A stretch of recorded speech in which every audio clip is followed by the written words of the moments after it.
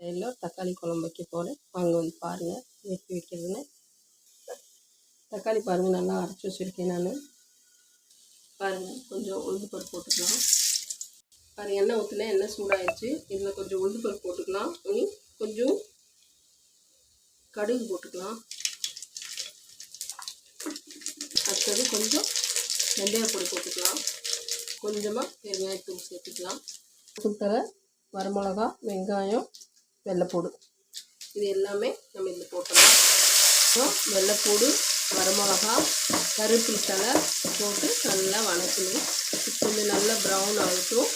கொத்தமல்லி தலையும் போட்டுருக்குது.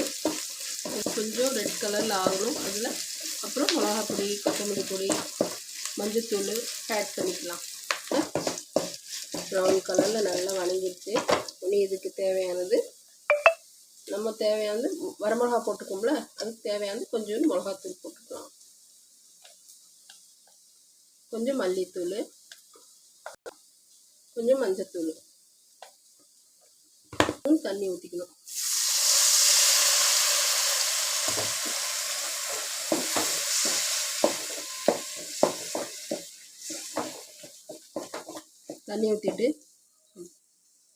தண்ணி ஊற்றிட்டு கொஞ்சம் லேசாக இந்த மசாலாலாம் இருக்குல்ல, இந்த பச்சை வாடை போகிற வரைக்கும் கொஞ்சம் கொதிக்கட்டும். நல்ல பச்சை வாசம் போயிடுச்சு பாருங்கள். கொஞ்சம் மேலே எண்ணெய் அப்படியே விடுது பாருங்கள். இதில் நம்ம தக்காளியை ஊற்றிடலாம்.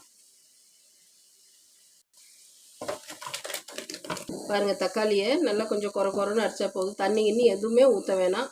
அப்போ தக்காளி விலை கம்மியாக கிடைக்கும் பார்த்தீங்களா. இந்த மாதிரி தக்காளி குழம்பு வச்சு 2 நாளைக்கு கூட நல்லா சூடு பண்ணி சாப்பிட்டா அவ்வளோ நல்லா டேஸ்ட்டாக இருக்கும்.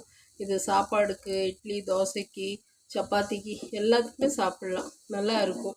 நீங்களும் வீட்டில் செஞ்சு பாருங்கள் இது எப்படி இருக்குன்னு. 5 நிமிஷத்துலேயே செஞ்சிடலாம் இந்த தக்காளி குழம்பு. லேட்டே ஆகாது. டக்குன்னு வீட்டுக்கு வரோம் என்ன செய்யலாம், ஐயோ தக்காளி வைக்கணுமா அது பண்ணுமான்னு இல்லை, மிக்சியில் போட்டு அரைக்கிறோம். 2 வெங்காயம், வெள்ளைப்பூடி இஞ்சி அரைச்சி,